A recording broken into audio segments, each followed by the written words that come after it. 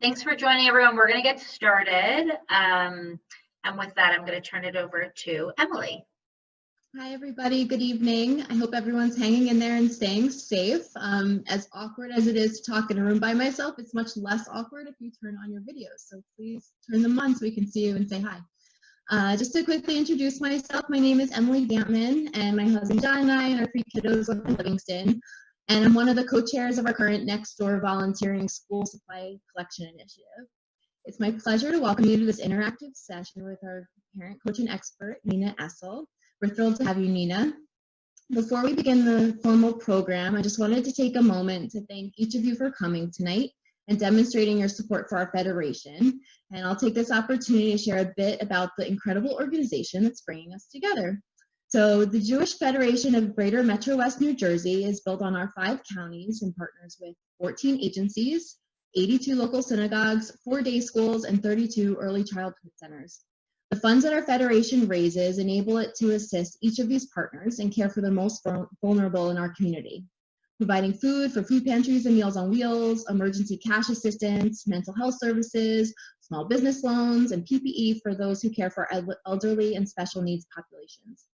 One of Federation's greatest strengths is meeting present challenges as well as keeping its eyes on the future. So Federation also provides programs and services that help to sustain our summer camps, local preschools, synagogues, and other local institutions that desperately need our help.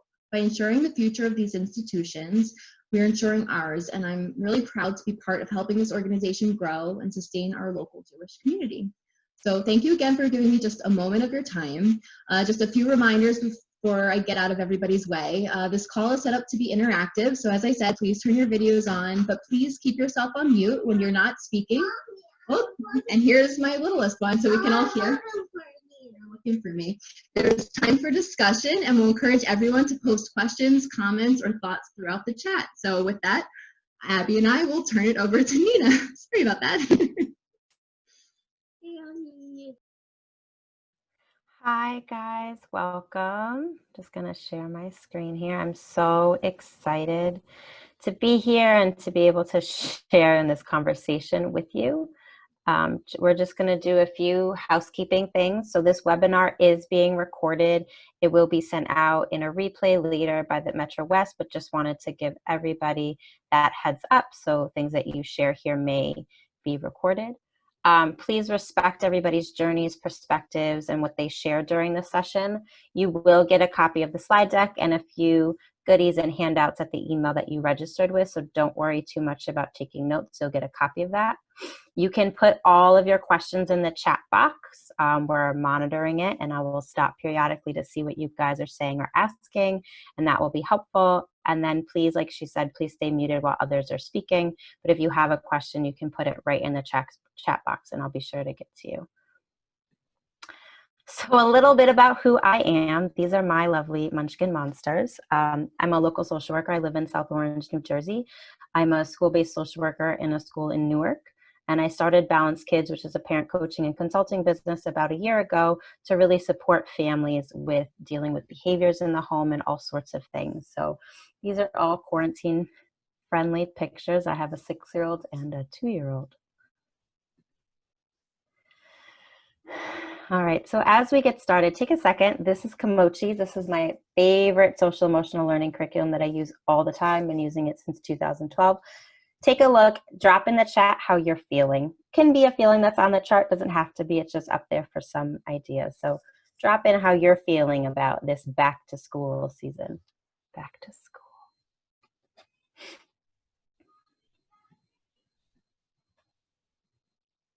Afraid?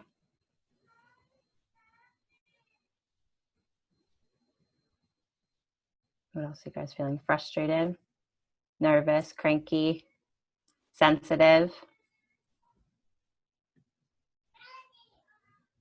Yeah. Lots of really difficult and hard to have feelings. We're going to start a little bit talking about how to ground and center ourselves, because a lot of these feelings, no one's really like, oh, I'm so joyful. Oh, this is the best thing ever. It's like a vacation. No one's really kind of feeling that way. I see uncomfortable, scared, absolutely. So one of the things to think about is right now, and you know, we call this program Being Prepared. there's a lot that we don't know, a lot that is happening that we don't have answers to. Every school district is at like a different phase, and there's a lot of things outside of our control. Sometimes it is really, really helpful to sit down and think about what are the things that I can control, what are the things I cannot. And the things that I can't control, I need to let go. I can't be sitting here up every night going, "Ah, rah, rah, rah, rah, rah, rah." I have to kind of focus on what are the things that I can do, what are the things that I can change, and kind of making that list for yourself, because you will drive yourself crazy trying to focus on all of the things that you have literally no control over. Lots of deep breathing. Some really great ways to center yourself. Learning relaxation techniques. These can be deep breathing. Progressive muscle relaxation is one that I really like. That's where you squeeze your toes, release, squeeze your calves. You kind of move up into different muscle groups and then release. Grounding techniques are where you look around the room and count the number of things that are purple, or say 5 things I can see, 4 things I can smell, right? And you go through all of your different senses. They just kind of ground you back in the moment. Thinking about ways to engage in activities that bring you joy or a sense of accomplishment or a challenge. And that could be something as simple as doing a puzzle, watching TV with your kid. It doesn't have to be some like great new hobby. I know I've seen some things about the phases of quarantine. Everybody went through the sourdough phase. Everybody went through the Pinterest arts and crafts phase. You know, you don't have to have like written your biography or like organized all of your family photo albums. I know a lot of us at the beginning had these long lists of, great, I'm home more, I'm going to get all this stuff done. And now we're here 5-6 months later and we're like, yeah, I barely do the dishes every night. But try to find things every day or every week that can bring you joy, or something you can check off your to-do list. I'm one of those people that I don't really like to sit down and relax until like I've gotten something done.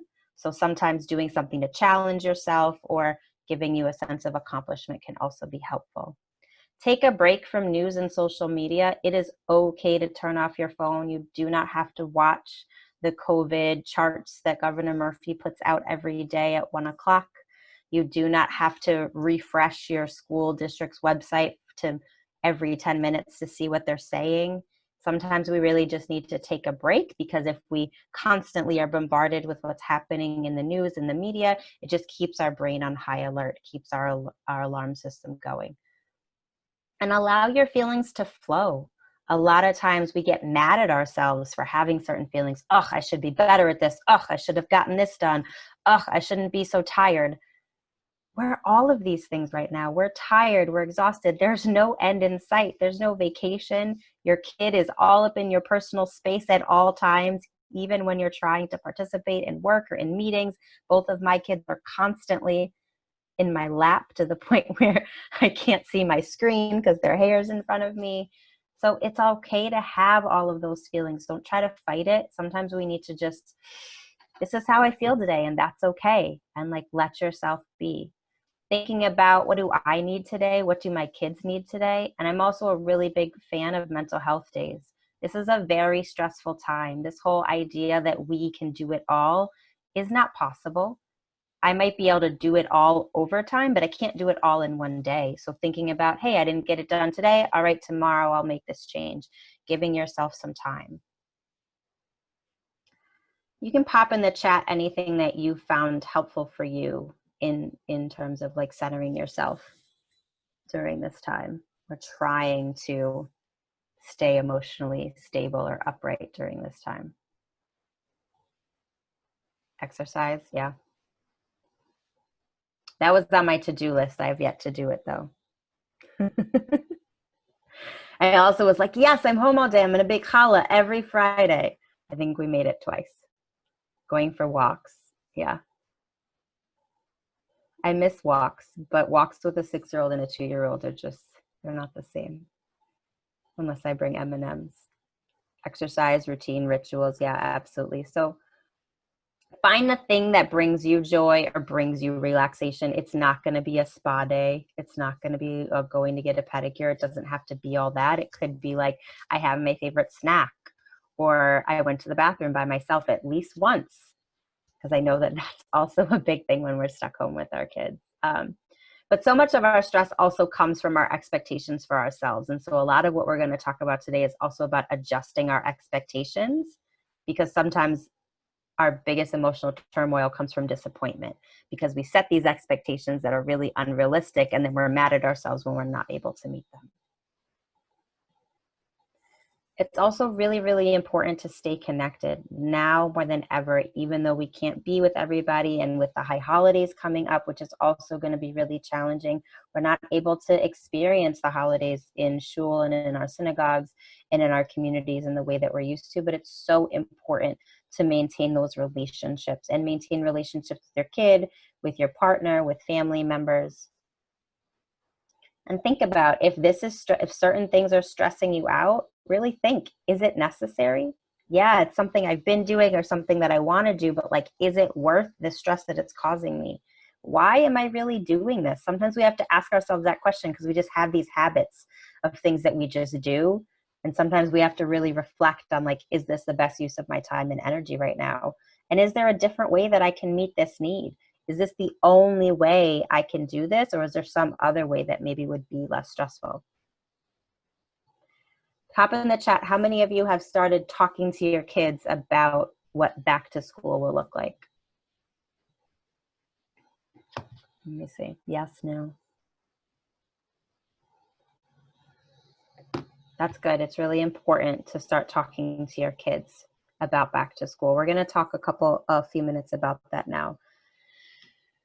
Bring feelings into your home. And in the next few slides after this one, we're going to talk about different ways to bring feelings into your home. But we weren't all raised to talk about our feelings. Some of us weren't really allowed or permitted to have feelings, or it was better to not show your feelings. And so we don't really know how to talk about feelings with our own kids, because we weren't raised to talk about feelings. But just like our kids practice throwing a baseball, or practice playing an instrument, or practice their ABCs, reading and math, we have to practice how to have feelings. So often we tell kids how to behave. We say, you do this, you do that, you do this, you do that. That would never work if you were teaching them how to read. You're like, C-A-T, cat. How many times do I have to tell you C-A-T, cat? I told you last night, your teacher told you this morning, I'm sick of having this conversation with you. You would never do that when it comes to reading, but that's so often how we talk about when kids are having a hard time with their emotions, because we tell them how to behave, we don't teach. Do not avoid the conversation about back to school. It is really important to talk about it, and talk about it often. Not to the point where the kid is getting stressed or upset about it, but you want to make sure that you're opening that door to have a lot of conversations and allow them to process all of their feelings about it before they have to actually get ready for back to school. So some things you can think about when having these conversations: share what their day will look like. And it's okay to acknowledge that you don't necessarily know what it's going to look like, but also be really explicit about what it's not going to look like. You're not going to be in the classroom, or you're not going to be able to do this. You're not going to take the bus. Like, go through all of the nots as well as what it will look like, because sometimes our kids have ideas in their head that don't really match reality. And because this is so different and such a new experience for everybody, you really want to make sure they have a very clear understanding of what it's actually going to look like. And then ask them, how do you feel about it? What do you think about it? What questions do you have? What worries do you have? Are you looking forward to something? Are you sad about something or disappointed about something? Sometimes we miss out on really important conversations because we're just not asking the right questions. So not only talking to them about what their day will or won't look like, but also talking to them about what they think and feel about it, right? Not just sharing out information, but really having that conversation with them to try to get their perspective. And then you can talk to them about, what are we going to do with that disappointment? Yeah, I'm sad about that too, buddy. I really, really wish that we would be able to go into class. I know doing art in school was your favorite. I'm sad that we're not going to be able to do that this year. Maybe we could find some ways to bring some of that joy into our home, right? But you won't have those conversations if you don't kind of ask the right questions. If you take anything away from tonight, I really, really hope it's this message. And this is something that you can take directly to your kids. All feelings are okay. All behaviors are not. helping kids understand that all of our feelings are important. They give us information, they tell us about ourselves. But it's what we do with those feelings, right? The choices we make, the hitting, the yelling, the refusal, the questioning. Some little kids, it's biting and spitting. Those are the things that are not okay. Sometimes by accident or inadvertently, our kids get the message that it's the feelings that are wrong. Don't be mad. Don't be sad. Stop crying. We say things like that to our kids, and they make that connection that, oh, what I'm feeling is bad, or I shouldn't feel that way. So helping them understand, you can be mad.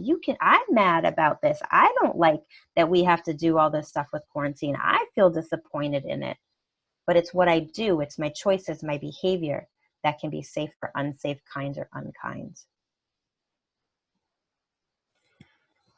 We can't talk about being stuck home with our kids without talking about all of their wonderfully challenging behaviors, right? So we're going to spend a couple minutes on that, because I know it's like, if my kid just sat there and did reading and I didn't have to check on them and they did everything the first time I asked them, this would be a piece of cake. Working from home would be fine, because they just basically sit there like robots for 8 hours. But of course, none of our children, whether they're 2 years old or 15, actually do that.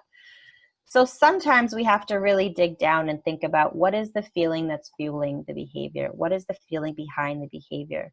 So often as adults, we just address the behavior, which is really a symptom of a problem. And we don't think about, what is the feeling that's behind that? And so you want to lead with empathy and curiosity. Ask questions. I'm a big fan of saying, like, hey, I noticed that getting started with math is just not your thing, right? Using I notice statements can be really helpful. Kids don't feel like they're in trouble or you're judging them when you kind of start with, I noticed that you really aren't into Zoom, or this was hard for you, or that's not something you were interested in. What's up with that? And then kind of having a conversation. Questions on that? Yeah. There are two kinds of feelings. There are no good or bad feelings. All feelings are important, but you can have fun and easy to have feelings, or hard to have feelings. Fun and easy to have feelings are feelings we like, feelings we enjoy having. Hard to have feelings are feelings we don't enjoy having, feelings that make us uncomfortable. One of my favorite things to do is, you can take that feelings chart that I had up in the beginning, and that'll be one of the goodies that you get in the follow-up email. Cut it up. They do come in these little feelings pillows, but you can kind of do a feeling sort with your kid and be like, loved. Is that a hard to have feeling, or a feeling you enjoy having? What about cranky? Is that a fun to have feeling or a hard to have feeling? Some kids, it's totally different. Some kids love being surprised. Some kids don't like surprises at all. For some kids, being brave is really, really easy. And for some kids, trying new things is really hard.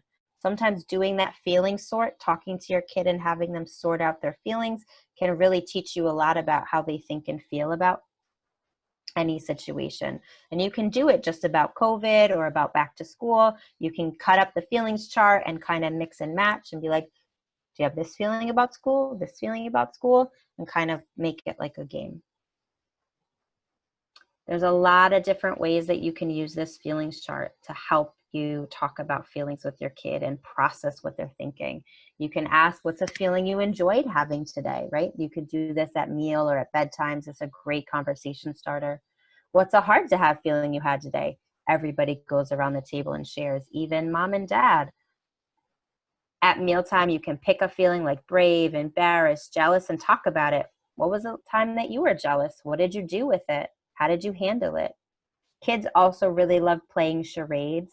So you can play like, show me your mad face, make a mad sound. Kids are always like, they think it's really, really funny when their parents act out big feelings like that too. So they will also love to like draw a feeling out and then ask you guys to act it out. And then you can also ask them, what's a feeling you would like to have tomorrow? And what can we do to make that happen? That's so helpful for kids to help them learn, like, hey, I can be intentional about how I plan my day. And I can say, today was rough. Tomorrow I want to have some more love or joy or silliness.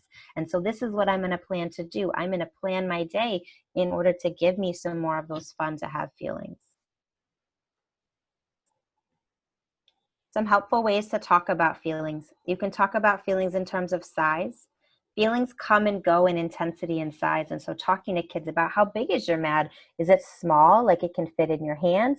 Is it big, like the house, big like a moon, bigger than the dinosaur, bigger than an airplane? How big is it? What can we do to make it smaller? Helping kids understand, especially right now, that maybe the sadness won't go away. The disappointment won't go away because we can't be with our friends or do some of the things that we used to do. But we can help you make it a little bit smaller so it doesn't overwhelm your whole body, right? It's not that you either have a feeling or don't have a feeling. It's about the size and intensity of the feeling.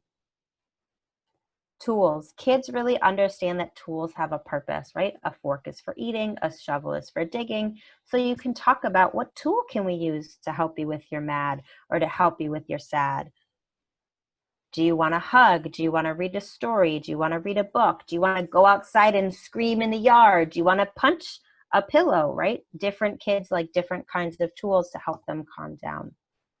And there's also mistakes and redos. Teaching your family that we're a second chance family. We are going to make mistakes. We're going to say things that are unkind. We're going to do things that are unsafe at times and not be very loving to each other.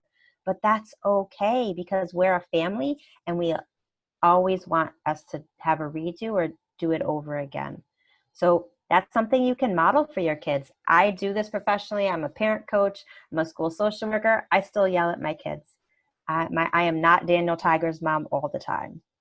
It does not happen. And so I have to sometimes be like, hey, you know what, bud? Like, mommy kind of lost her cool there, huh? That didn't feel really good when I was yelling, and I have to catch myself. There are a lot of times, my son will tell you, where I go and take deep breaths and start kind of clapping my hands and doing this, because that is how I start to reset myself, or also give him a warning that like, got like 1 more second before you totally cross the line and I really lose my mind. But teaching your kids that parents mess up too. I don't handle my emotions in the great way all the time either. Sometimes as parents, we argue with each other, and sometimes we argue in front of our kids, and talking to them about, hey, you know what? I didn't say that so nicely yesterday. I'm going to try again today to work on that. Or I'm going to do a redo and I'm going to use my words in a different way. Some strategies for those refusal behaviors. Countdowns. If you have a kid who really, really struggles with like transitioning from one thing to another, it's really, really helpful to talk to them and prepare them for what's coming next. So countdowns. 5 more minutes and it's time for bed. 2 more minutes and it's time for bed. We often as adults completely underestimate the fact that our kids don't have the schedule in their brains. And so we as adults, it's really helpful to also do pre-teaching. So at bedtime, talk about the schedule for the next day. At breakfast time, talk about the schedule for the morning. At lunchtime, talk about the schedule for the afternoon. That can really help your kid process what's coming next. I know me as an adult, if I was just getting a phone call every time it was time to hop in a meeting and I didn't actually have my calendar in front of me, my Google Calendar, I could check 37 times a day because I forget whether it's a 4 o'clock or 4:30 meeting or whatever, I would lose my mind. But sometimes we forget that our kids don't have that like printed schedule in front of them. Naming and validating feelings is also really, really helpful. This is one of my favorite tools. You do not have to agree with what your child is saying or feeling in order to validate it. You can say something like, that was hard for you. You really didn't like that. They didn't really like that I told them they had to put their shoes on. They still had to put their shoes on, but I can still acknowledge and validate that they really didn't like it, or they really didn't like that they had to do math, or they had to do reading, or they had to put their dishes in the dishwasher, or whatever expectation it is. You can still kind of name and validate because you're helping give them the language and the words to connect with the feeling. Couple other key strategies. When then and first then statements are also super helpful. When your kid is like, not gonna do it, I don't wanna, or they're like, how come she does it? How come I have to do this? Can't I just have one more? Oh, but they got to watch more TV this morning than I did. And they start doing all of that arguing, which I'm sure you guys are all used to. Using a when then statement or a first then statement. When you finish your breakfast, then you can go outside. First finish your math assignment, then you can watch TV. I like those a lot more than if then statements, because a lot of time if then turns into if you don't, then you won't. and it turns into a threat or an ultimatum, versus when, then, and first then are more positively phrased. And it also assumes like you're going to do it. If kind of gives them a choice, it's when you do it, then you will get the second thing. Controlled choices, especially with younger kids, are also really helpful, where you give 2 equal options. And that is not, you can either have this or you get nothing. It is like, you can have an apple or a banana, a cheese stick or a yogurt. You can sit at the table or you can lay on the floor. Where do you want to do your work? Do you want to start with math or you want to start with reading? Which one are we doing? And give them 2 equal choices. Questions about some of those strategies, then we're going to dive into routines and how to set yourself up for success.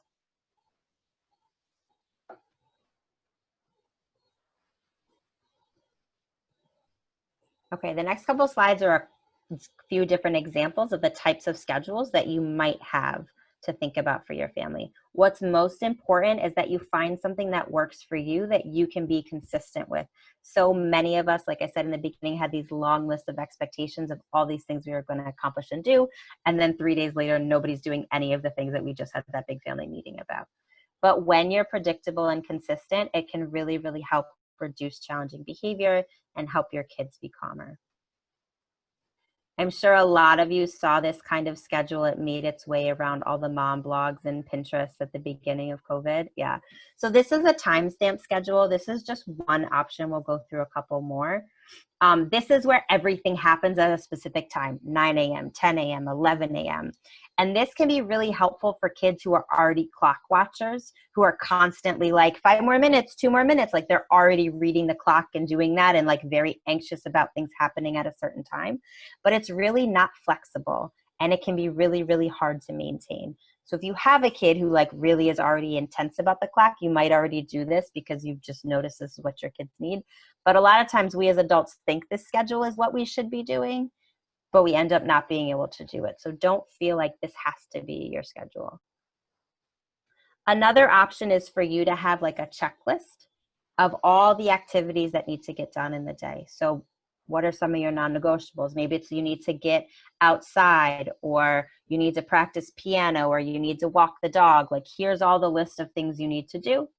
And then they just need to be done each day. This allows a lot more flexibility with time. Let's say they stayed up late, or someone wasn't feeling well in the morning, or breakfast got started late, then your schedule is not completely thrown off. Kids also really benefit from having a visual list that they can go check off. And then you as the parent are kind of like, what's on your list? How many are left? Versus you going, did you do this? Did you do this? Did you do this? Did you do this? Because that nagging voice we know is our favorite selves. But procrastinators, beware. If you have a kid who really, really struggles with managing their time, or if you yourself struggle with managing your time because you're like, I got all day. It's fine. I only got like 7 things. And then all of a sudden it's 6 p.m. and you're like, I did nothing because I didn't do that. Then you might want to realize that this schedule may or may not work. But if you have some kids that really just want to manage their time independently and are usually pretty good about it, then this could be a system that works for your family. This is another type. I just call it general flow. It doesn't really have a name, but it's kind of a mix of the first two, where you make a list of all the things that have to get done and you assign them time blocks. So instead of it being like 9 a.m. and 10 a.m., it's like these 3 things happen in the morning. These 3 things happen in the evening. This allows a lot more accountability because you have just a narrower time window, so they have to happen. But it's not like if it happens at 9:15, we're messed up if it doesn't happen at 9:30, right? It doesn't have to happen at this time, but things generally happen in the same order. And sometimes with kids, because they really can't tell time and have no concept of time, things happening in the same general order. We eat breakfast and then I get dressed, or I get dressed and then I eat breakfast, then I do reading. When they happen in the same order, it can really, really help reduce the battles because they always know what's coming next. It's really important that you think about your personality and style and find something that you can do consistently, not necessarily something you think you should be doing. I'm going to say that again. It's really important to think about your personality and style and find something that you can do consistently. If you're a person who is already like pretty much carefree, we don't really make a weekend plan, we just kind of do what we feel like in the moment, then a timestamp schedule is not going to work for you because that's just not who you are. It's not how you naturally do things. sometimes it's really helpful, instead of trying to overhaul your entire schedule, to be like, let's just focus on morning. I want to get the morning flowing better. Let's do that for a couple weeks, and then I can focus on a nighttime routine or a middle of the day, right? And build out your schedule slowly, because small changes are much more sustainable than overhauling the entire way your entire day goes. You're just not going to do it. You're going to revert back to old habits as soon as you get tired. So making small changes and checking in with yourself. I see a question in the chat.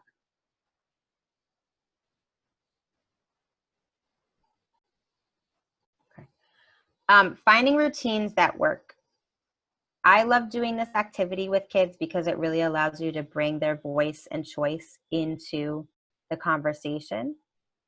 So you can get Post-it notes. Kids love this too, especially if you have ones who can write, or even ones who can't write, you can kind of write for them, and dump one thing per Post-it note. All the things that you want to get done either in a day or in a week, everything, put it on Post-it notes, and then sort it into 3 categories. One category is non-negotiables. These are things that absolutely must happen. Then there's things that should happen, but it's all right if it doesn't happen every day. And then some would be nice. We're so focused on all of the must-dos, have-to-dos, we forget sometimes to throw in the joy. So think about, do we want to go for a walk? Do we want family game night? Do I want to have ice cream sundaes for dinner? One of my son's favorite snacks is to melt chocolate and dip fruit in it. Like, there's really simple things you can do to make things fun. And then sort it. Sort the sticky notes into those 3 categories. And sometimes you're going to realize, like, whoa, our whole list is non-negotiables. We probably need to narrow this down, because if everything's a non-negotiable, we're probably not actually following through on that. So you kind of have to make sure you have some balance across. You don't want one category to be way bigger than the other. And I find that you can kind of do this almost with anything, but kids really love doing the sorting and writing on the sticky notes, and then they can kind of understand a little bit better, like, where you're coming from and why your family schedule or routine is like that. Any questions on that? Does anybody use Post-it notes with their kids in conversation?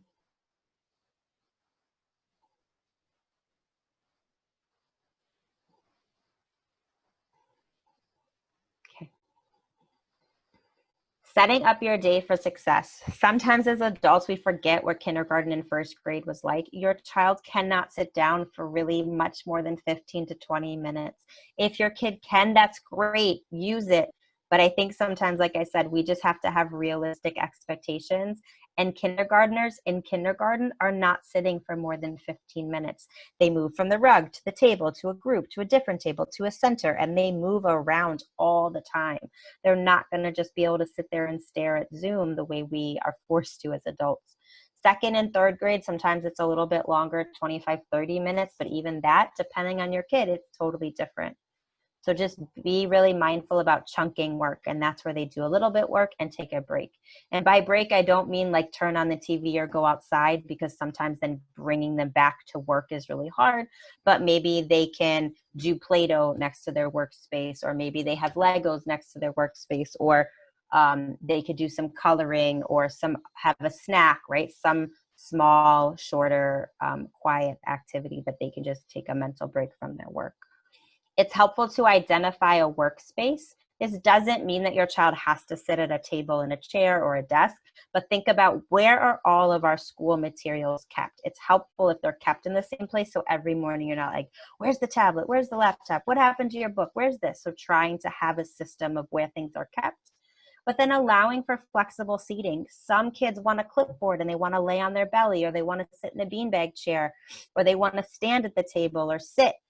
If you have small children, really thinking about, do they need a footstool under their feet? I'm only 5 feet tall. The chair I'm sitting in now, my feet don't reach the floor. I can't put them flat.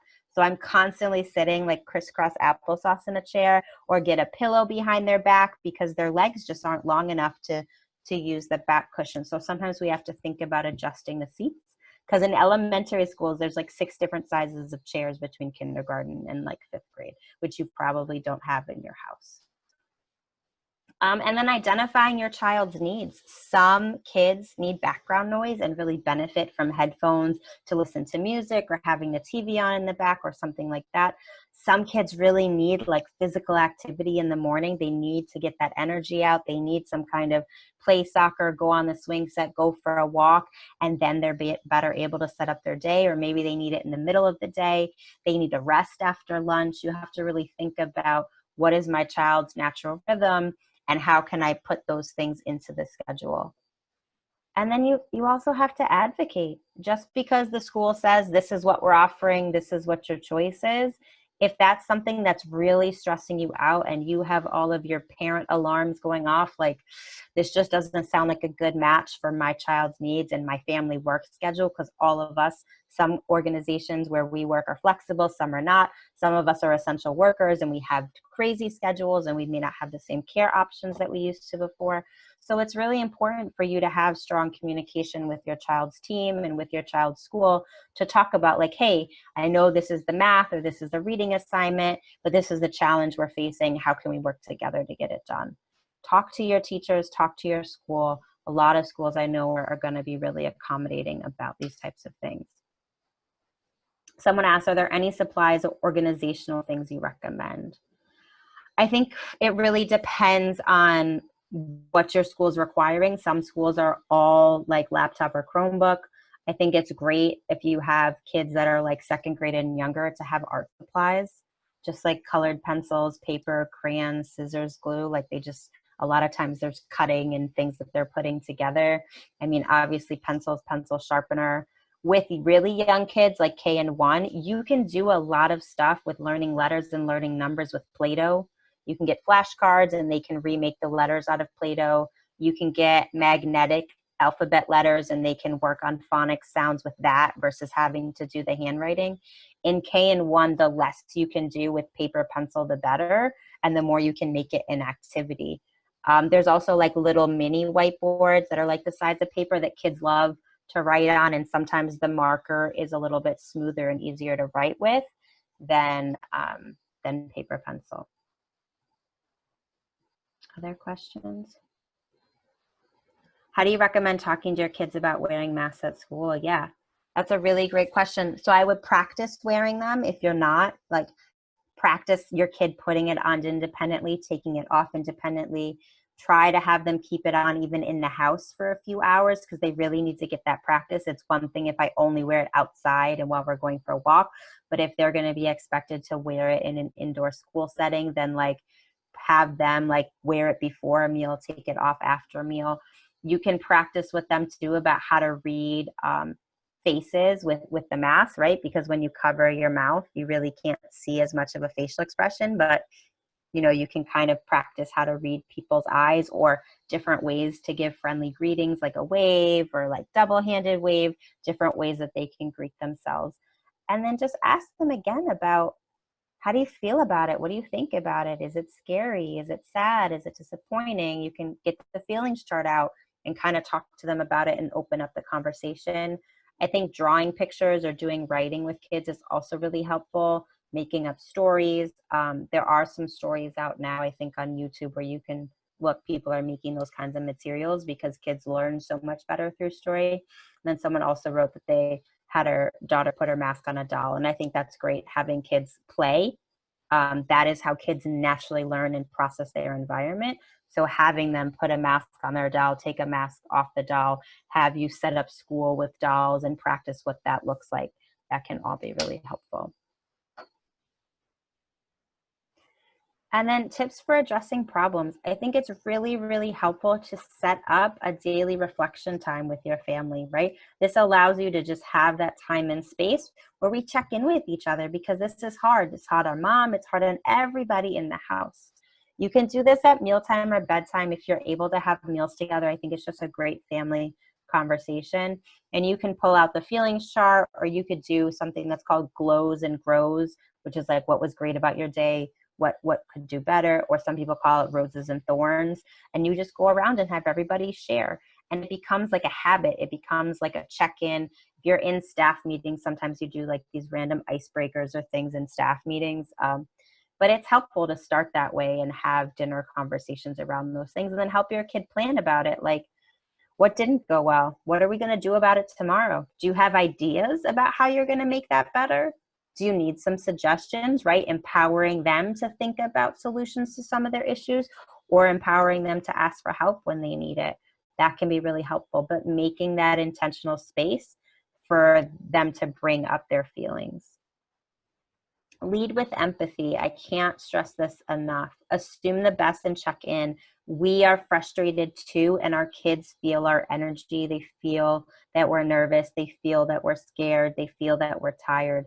So it's okay for us to share those feelings with our kids in an age-appropriate way, to be like, you know what? Mom wasn't having a great day either. Just didn't go too well today, but we're going to try tomorrow. Do the I notice, what's up, and problem solve together with them. Just check in with your kids. How are you feeling today? What's going on with you? What are you thinking about? What are you excited for? What are you worried about? What are you nervous about? And it's just so important to talk with your child, not at your child, right? So having a real back and forth conversation where you're allowing them space to talk about their thoughts and feelings. And that's really what's going to help you prepare and get through all of this, because every family is so different. Your kids' needs are all so different. Even within your own home, you probably have kids who need different levels of support or different kinds of support. So holding that space where you can have those kinds of conversations can really help you. We have a couple minutes for questions. Any other questions? You can pop them in the chat, or if you do want to unmute yourself to ask a question, you totally can.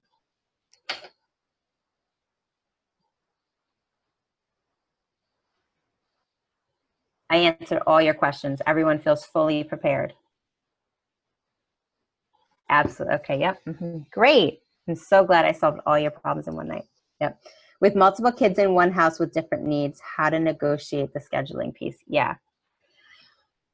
I'm still would say, like, take it to the drawing board, take it to the whiteboard, take it to the Post-it notes, and think about like who needs what and at what time, and trying to be creative about when it can happen. And then also advocating, right? If you have kids with completely different needs and completely different school schedules, or maybe their school schedules are exactly the same, but you can't help both of them at the same time, then talking to their teachers about like which parts can be asynchronous, which parts have to be synchronous, which parts do they have to log on for, which parts can we do at our own pace, and trying to pick and choose. But again, recognizing you're not going to be able to do it all, and just having that as an expectation where there's just going to be some things we do really well and some things that we don't. And maybe if we didn't do well in it today, then that's the thing we prioritize tomorrow, right? It has to be a lot of give and take. How would you explain not seeing our extended family now that we are returning to school? So I think we just talk about that everybody has different comfort levels and everybody has different needs. And you can say that while you are going to school, because that's the choice that we've made for you guys and for our family, it's still not really safe enough for us to visit Nana or Grandpa, Saba, any kind of extended family. Maybe you have a family member who has a health issue, or you just say, you know, we really, really need you to get an education, but right now we just still want to keep our bubble small. And every time we visit more people, we don't want to spread it to anybody. So this is just one way that we keep ourselves safe and keep others safe. Someone else wrote, we've been pretty strict with distancing and have not really done camp or many play dates. I'm a little worried about how my daughter will react when back in person at school with other kids, and how to prepare her for those social situations. Yeah, absolutely. I think when you're like out of practice with something, it's really, really hard. So I think if you can, to plan even like a one-off play date, if you know that in-person school, I don't know if that's something you are doing in-person school or not, but having like maybe one friend over for a backyard play date or a social distance visit or social distance walk, right? So she can practice some social skills and be comfortable talking to other people can be helpful. I would also say get out the feelings chart and be like, what do you think about it? How do you feel about going back to school? What do you think some of it will be hard? What do you think you might need help with? How are you going to say hi to friends or like have a conversation with them? Or what happens if a friend doesn't let you talk, right? So all of those kinds of things. Another question. How should we change our expectations of our kids' teachers in light of everything? I don't know if it's so much about changing expectations as much as like ensuring that you have clear communication with the school so that you understand like what is my school system or school district expecting of our teacher, right? Because sometimes it's about, is my teacher meeting the expectations set by their leadership? Or do my expectations not line up with what the leadership is expecting? So you kind of have to figure out where the issue is, if it's my expectations or is it the teacher's not really fulfilling everything that leadership has set up. And then having that conversation with the school about, this is what my kid needs. And thinking really critically, right? A lot of kids are in the same boat. A lot of kids are going to fall behind. This isn't going to be a regular school year. So again, you're going to have to kind of pick and choose about what things are most important to you and what your kids really need to get through, not just academically, but social emotionally as well.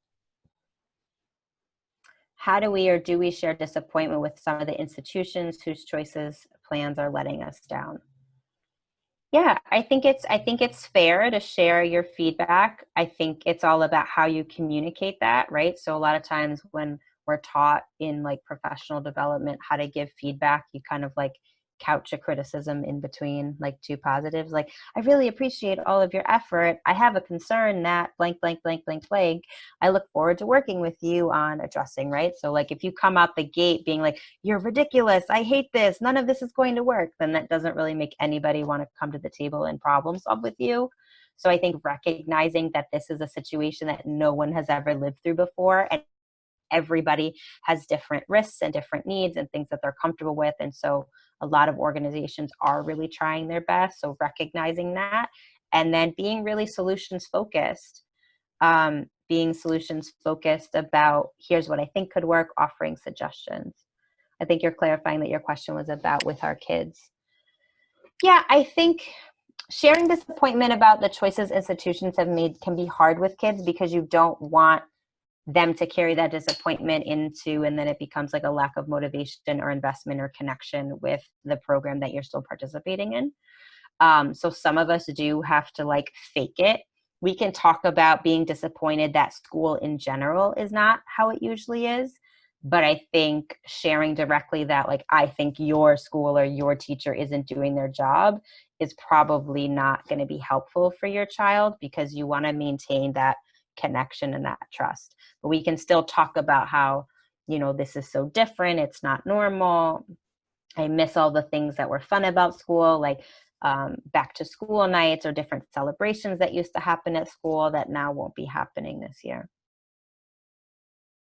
Any other questions?